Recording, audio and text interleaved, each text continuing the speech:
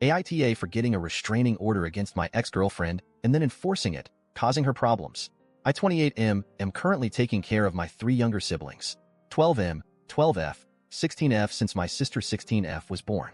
Our parents are nowhere to be found. I don't know if they are in the same state or even in America at the moment, dead or alive, and I don't really care.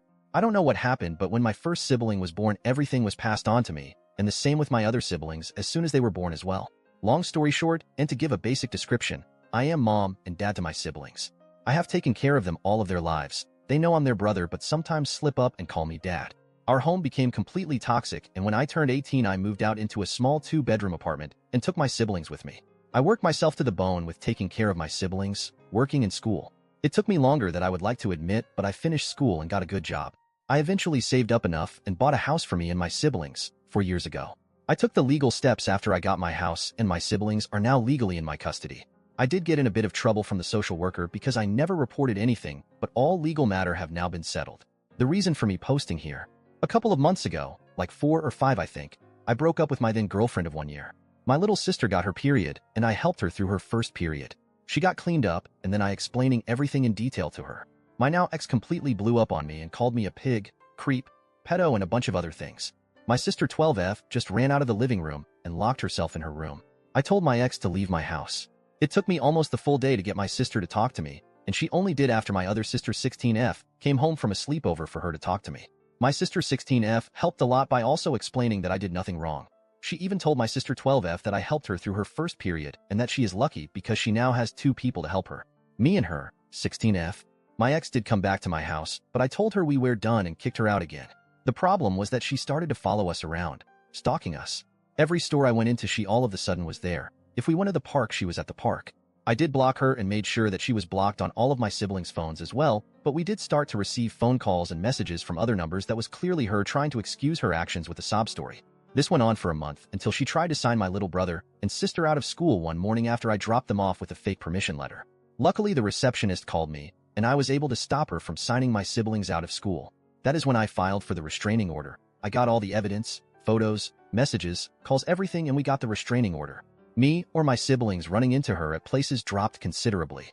She has violated the restraining order a couple of times since then, and when I went to the police they told me they couldn't do much as it can't be proven that she is doing it deliberately, and when we run into her she doesn't stop us, she just continues on her way or leave wherever we are at. I don't know how she knows where we are all the time, but I have seen her multiple times, even when I change my schedule for when I do things. Change the stores where I buy groceries, shopping, everything. Recently the house next to mine got put on the market for rent, and just who want to rent it. I noticed her showing up to the house with a real estate agent to look at the house. She came up to me with a smile and said, "I guess we will be neighbors from now on." I went into the house and showed the real estate agent the restraining order and then called the police. This time they took me seriously and my ex was arrested. My ex lost the house as the company is refusing her business, and the agent has given a statement to the police that my ex has asked specifically to rent the house next to mine. My ex was arrested but not imprisoned and only had to pay a fine. I am now receiving a bunch of calls and messages calling me an asshole for destroying my ex's life. She is being evicted from her apartment, same rental company. She might lose her job as she can't find a place to stay within her budget, and possibly has to move back in with her parents living in a different state. Her own sister and friends are refusing to help her. Don't really know why they don't want to help her, but I don't see that as my problem as long as my siblings are safe. Some of my own friend are calling me an asshole because me enforced the restraining order and causing my ex unnecessary problems, as she is really no threat to me and I am now being vindictive. Edit. I appreciate everyone telling me about an old post made by my ex. Yes, that is about me and my situation. I wasn't aware she posted and not really happy that she did, but I can't do anything about that now. She was a lovely woman when I got to know her, and when we started dating, she got along with my siblings until the morning she blew up at me for trying to help my sister with her first period. I don't know if she was acting or what happened, but she completely flipped after that. I also now know why her sister and some of her friends are refusing to help her.